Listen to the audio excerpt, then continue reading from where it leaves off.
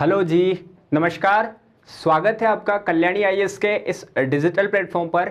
मैं अजय मितवाल आपको environment and ecology पढ़ा रहा हूं और अब तक हमारा एनवायरनमेंट एंड इकोलॉजी में इकोसिस्टम यानी पारिस्थितिक तंत्र और बायोडाइवर्सिटी यानी जैव विविधता दोनों टॉपिक हम डिस्कस कर चुके हैं। और इसमें बायोडाइवर्सिटी से ही जुड़ा हुआ एक टॉपिक जो हमारा बचा हुआ था, वाइल्ड लाइफ कंजर्वेशन, जो हमें पढ़ना है।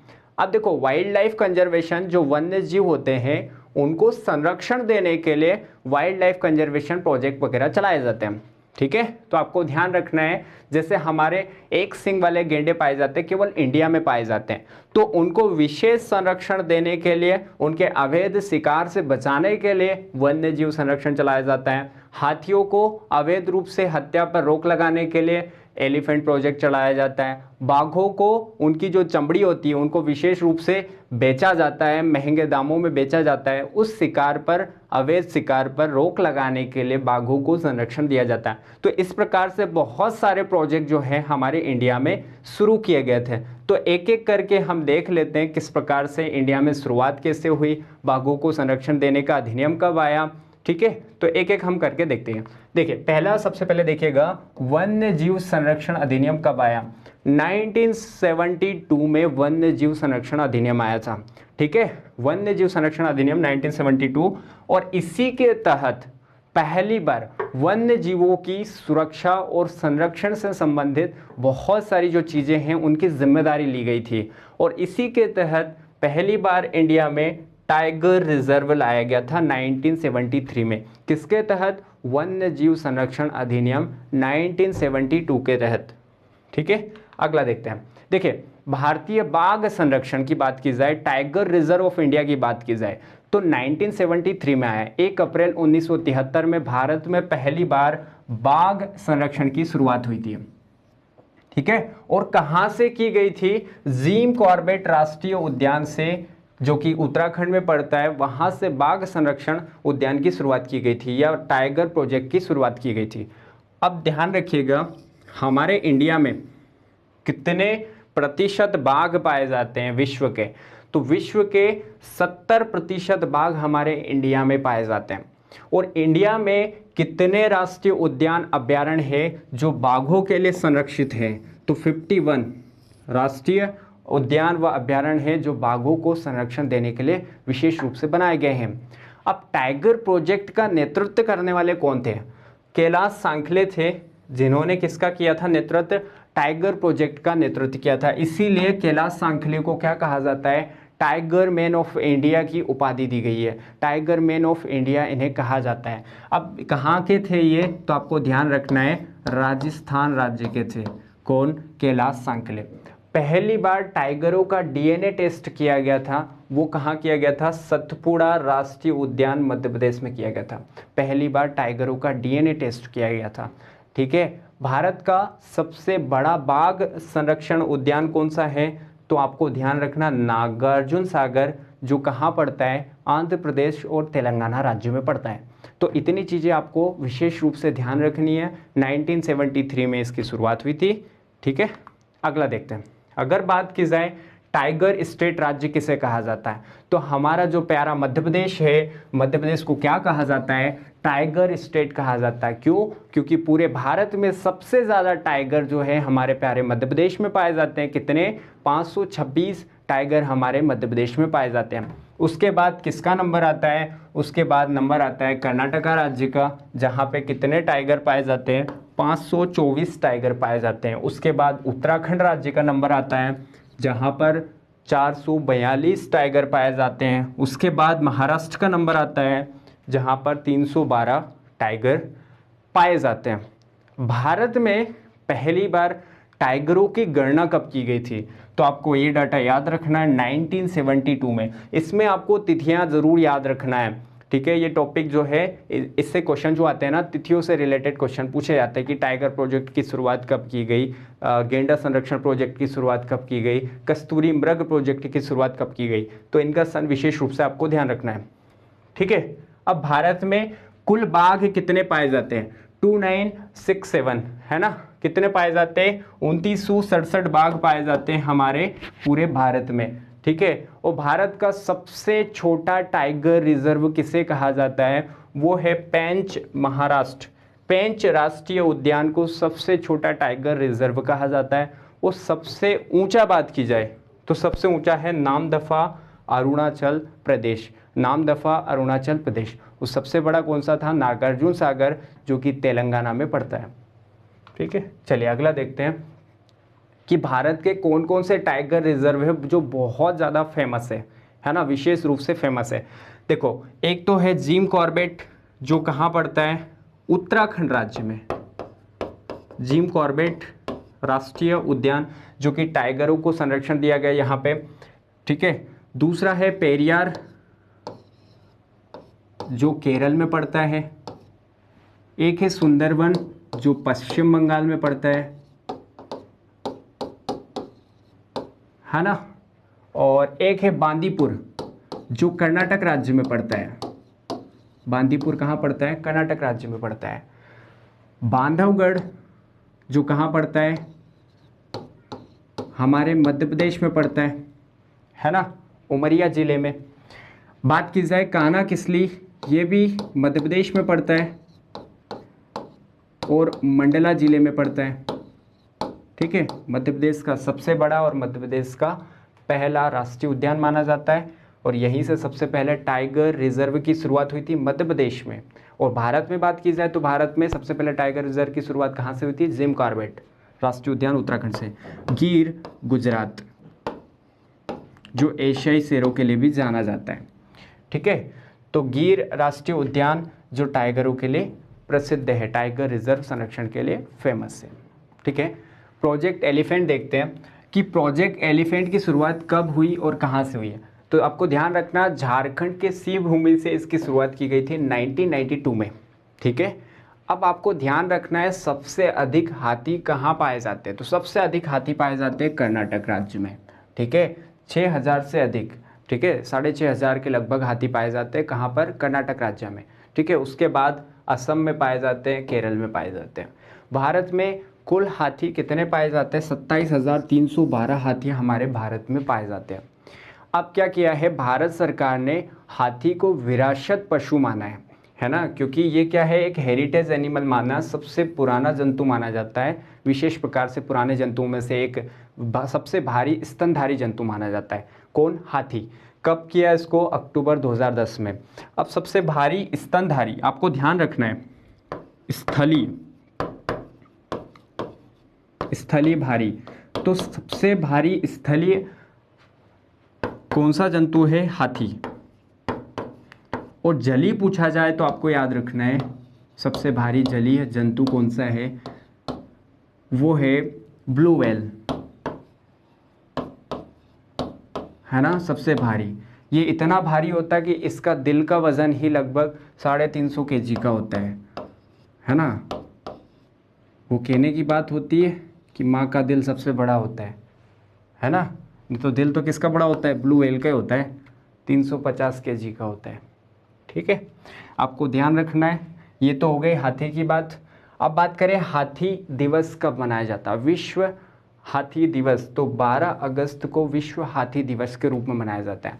ठीक है। अब मुख्य रूप से होता क्या है, हाथियों का शिकार क्यों करते हैं, इनके जो दांत होते हैं ना, जो बहुत महंगे बिकते हैं, महंगे महंगे दामों में बिकते हैं, इनके बहुत ज़्यादा यूज़ काम आता है हाथी दांत, इसलिए इनका अवैध रूप से शिकार होता है। ठीक है, तो हाथी दांत के कारण इनका शिकार किया जाता है। ठीक है, आइवरी कहा जाता है इनके दांतों को, और इनके खूब सारे हथियार वगैरह भी बनाए जाते हैं। अब देखो, बात की जाए कि हाथी अभ्यारण्य कहाँ पर है, तो बेंगलुरु राज्य में हाथियों का एक अभ्यारण्य बना हुआ है। हाथियों को बहुत ज़्यादा संरक्षण वहाँ पर दिया गया है। और हाथियों की अवैध हत्या के लिए एक निगरानी कार्यक्रम शुरू किया गया था। वो कब शुरू किया गया था, 2003 में। हाथियों की अवैध हत्या के लिए निगरानी कार्यक्रम। अब क्या हुआ था, भारत सरकार ने हाथी संरक्षण के लिए एक जागरूकता अभियान शुरू किया था 2011 में, है ना, जिसका नाम रखा था हाथी मेरे साथी। ठीक है, और जिसका शुभंकर क्या था, जिसका लोगो क्या था, गज्जू। ठीक है, कब शुरू किया गया था, मई 2011 में। भारत का पहला एक हाथी अस्पताल भी खोला गया जहाँ पे हाथियों का ट्रीटमेंट किया जाता है। जब बीमार वगैरह हो जाते हैं या फिर कोई क्षतिग्रस्त हो गए तो मथुरा यूपी में इनका ट्रीटमेंट किया जाता है। आपको इतना ध्यान रखना है, ये हाथियों से जुड़ा हुआ है। देखो अब समझते हैं हम गिद्ध संरक्षण परियोजना के बारे में। इसकी शुरुआत कब हुई थी? गिद्धों को संरक्षण देने की शुरुआत 2006 में की गई थी। अब 2006 में हुआ क्या था? गिद्धों की आकस्मिक मृत्यु के कारण ये पशुओं को एक विशेष प्रकार की दवाई दी जाती थी, है ना, जिसका नाम क्या था? डाइक्लोफेनिक या डाइक्लोफिनिक, है ना। एक दवाई दी जाती है, वो किसको दी जाती थी? जो रेमिनेंट एनिमल होते हैं, जुगाली करने वाले जानवर होते हैं, उनको दर्द निवारक दवा के रूप में डाइक्लोफिनिक का दिया जा रहा था। अब डाइक्लोफिनिक जब दी जा रही थी तो वो जंतु जब मरते थे तो उन मरे हुए जंतुओं को खाने का काम कौन करते हैं? गिद्ध करते हैं। तो गिद्ध जब उनको खाते थे तो गिद्धों की किडनी खराब हो रही थी, ठीक है। तो इस तिथि को फिर क्या किया गया? 2006 में विशेष प्रकार की जो दवाई थी डाइक्लोफिनिक दर्द निवारक दवाई, इसको बैन कर दिया गया। ये कब किया गया था? गिद्ध संरक्षण परियोजना के तहत किया गया था।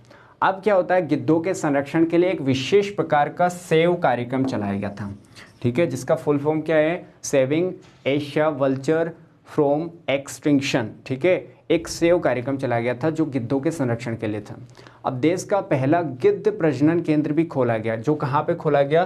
धर्मपुर असम में खोला गया, ठीक है, जहाँ पे गिद्धों की संख्या को बढ़ाने के लिए प्रजनन करवाया जाता है, उनका रिप्रोडक्शन करवाया जाता है ताकि ज़्यादा से ज़्यादा गिद्धों की संख्या बढ़े, ठीक है। चलिए अगला देखते हैं हम, एक action plan for vulture conservation. 2020 और 25 में इनको संरक्षण देने के लिए एक एक्शन प्लान तैयार किया गया जिसमें गिद्धों की संख्या को बढ़ाने पर बल दिया जाएगा। ये भी आपको ध्यान रखना है। अब बात की जाए गेंडा संरक्षण परियोजना। अब देखो गेंडा संरक्षण परियोजना की शुरुआत कब हुई? 1987 में गेंडा संरक्षण परियोजना की शुरुआत हुई। अब जो एक गेंडा संरक्षण के अंतर्गत एक सींग वाले गेंडे को संरक्षण दिया जाता है और एक सींग वाले जो गेंडे होते हैं वो केवल और केवल हमारे भारत में पाए जाते हैं, ठीक है। WWF, है ना, वर्ल्ड वाइल्ड लाइफ फंड की मदद से इंडियन राइनो विजन 2020 शुरू किया गया था, जो कब शुरू हुआ था? 2005 में शुरू हुआ था। और इसी के तहत जो जितने भी गेंडे होते हैं ना, उनकी संख्या को वृद्धि में लाना और उनका अधिक से अधिक संरक्षण करना, है ना। इनकी संख्या 3000 तक पहुंचाने पर बल दिया गया था कि इनकी संख्या कितनी की जाए? 3000 की जाए। किसके तहत? गेंडा संरक्षण परियोजना के राइनो विजन के तहत, ठीक है। आपको इतना ध्यान रखना। अब कौन कौन से अभ्यारण्य या राष्ट्रीय उद्यान है जो कि गेंडा संरक्षण के तहत आते हैं? तो मानस अभ्यारण्य, जहाँ पर एक सींग वाले गेंडे पाए जाते हैं, जो असम में है। एक है जल्दापारा अभ्यारण्य जो पश्चिम बंगाल में है। काजीरंगा राष्ट्रीय उद्यान जो कहाँ पड़ता है? असम राज्य में पड़ता है, जहाँ पे एक सींग वाले गेंडे पाए जाते हैं, ठीक है। आपको इतना ध्यान रखना है। अब बात की जाए गंगा डॉल्फिन संरक्षण की, तो गंगा डॉल्फिन जो है इसको भारत का जलीय जीव भी माना गया, राष्ट्रीय जलीय जीव भी माना गया। कब घोषित किया गया इसको? तो आपको ध्यान रखना, 5 अक्टूबर 2009 को भारत का राष्ट्रीय जलीय जीव इसको घोषित किया गया। और अगर बात की जाए गंगा डॉल्फिन संरक्षण परियोजना की शुरुआत कब हुई? तो 1997 में हुई है। तिथि आपको विशेष रूप से ध्यान रखना है, तिथि ही एग्जाम में पूछी आएगी इस टॉपिक से, ठीक है। एक विक्रमशिला गंगा डॉल्फिन अभ्यारण्य है जो कहाँ पड़ता है? भागलपुर बिहार में पड़ता है। अब बात करें हम रेड पांडा प्रोजेक्ट की, तो रेड पांडा जो है अगर देखा जाए तो मुख्य रूप से तो चाइना में पाया जाता है और भारत में भी कुछ जगह हैं जहाँ पर रेड पांडा पाया जाता है, जैसे अरुणाचल प्रदेश, दार्जिलिंग, है ना, और सिक्किम राज्य में, यहाँ पर रेड पांडा पाया जाता है। तो रेड पांडा प्रोजेक्ट की शुरुआत कब हुई? 1996 में हुई है ना। 1996 में रेड पांडा प्रोजेक्ट की शुरुआत हुई, लाल पांडा परियोजना की शुरुआत हुई है। अब इसको अरुणाचल प्रदेश में केट बियर के नाम से भी जाना जाता है, आपको ध्यान रखना है। अरुणाचल प्रदेश में क्या कहा जाता है इसे? Cat bear. ये बिल्ली की तरह भी दिखता है और थोड़ा बहुत भालू की तरह भी दिखता है, इसलिए इसका नाम क्या पड़ गया? केट बियर पड़ गया। कहाँ पे कहा जाता है इसको? अरुणाचल प्रदेश राज्य में। अगला परियोजना की बात की जाए तो हंगुल कंजर्वेशन प्रोजेक्ट। अब बात करें हंगुल कंजर्वेशन प्रोजेक्ट कब शुरू हुआ, ये जम्मू कश्मीर राज्य द्वारा शुरू किया गया था 1970 में। ये संकटापन्न प्राणी है, इसको IUCN की सूची में रेड डाटा में इसको शामिल किया गया है। और है क्या, ये एक रेंडियर प्रजाति का हिरण है। हंगुल क्या है, एक प्रकार का रेंडियर प्रजाति है, उसका हिरण है। हिरण की बहुत सारी प्रजातियाँ होती है ना। और जम्मू कश्मीर का राजकीय पशु भी माना गया है क्या, हंगुल। और ये जम्मू कश्मीर के दाचीगाम राष्ट्रीय उद्यान में पाया जाता है। तो हंगुल प्रोजेक्ट में आपको इतनी सारी चीज़ें याद रखना है। अगला बात की जाए कस्तूरी मृग संरक्षण परियोजना, ठीक है। कस्तूरी मृग संरक्षण परियोजना, ये मस्क डियर कंजर्वेशन प्रोजेक्ट की शुरुआत कब हुई, तो आपको ध्यान रखना 1970 केदारनाथ उत्तराखंड से इसकी शुरुआत की गई। अब होता क्या है, इसका अवैध रूप से शिकार किया जाता है। क्यों किया जाता है, जो नर मृग होते हैं उनका जो गॉल ब्लैडर होता है, पित्ताशय, उसमें एक विशेष प्रकार का सुगंधित पदार्थ पाया जाता है, जिसके कारण इसका अवैध रूप से शिकार होता है, ठीक है। वो रासायनिक रूप से देखा जाए तो सुगंधित पदार्थ होता क्या है, वो मिथाइल ट्राइक्लोरोपेंटाडिकेनॉल होता है, जिसके कारण इसका शिकार किया जाता है। अब बात करें कि हंगुल कहाँ कहाँ पाया जाता है मुख्य रूप से, तो आपको ध्यान रखना सिकारी देवी अभयारण्य जो कि हिमाचल प्रदेश में पड़ता है। दूसरा बात करें बद्रीनाथ अभयारण्य जो कि उत्तराखंड राज्य में पड़ता है, जहाँ पर कस्तूरी मृग विशेष रूप से पाए जाते हैं, ठीक है। अब देखो ये तो हुए कुछ प्रोजेक्ट्स। अब हम बात करें वन्य जीव संरक्षण से जुड़ी ही कुछ संस्थाएं हैं जो आपको ध्यान रखना है। देखो राष्ट्रीय पर्यावरण शोध संस्थान कहाँ पर है, आपको ध्यान रखना है, नागपुर में है, ठीक है। भारतीय वन्य जंतु कल्याण बोर्ड कहाँ पर बना हुआ है, चेन्नई राज्य में बना हुआ है। वन्य जीव अपराध नियंत्रण ब्यूरो कहाँ है, वो नई दिल्ली में है, ठीक है। आपको ध्यान रखना है भारतीय वनस्पति सर्वेक्षण संस्थान कहाँ है, कोलकाता राज्य में है, ठीक है, कोलकाता पश्चिम बंगाल में है।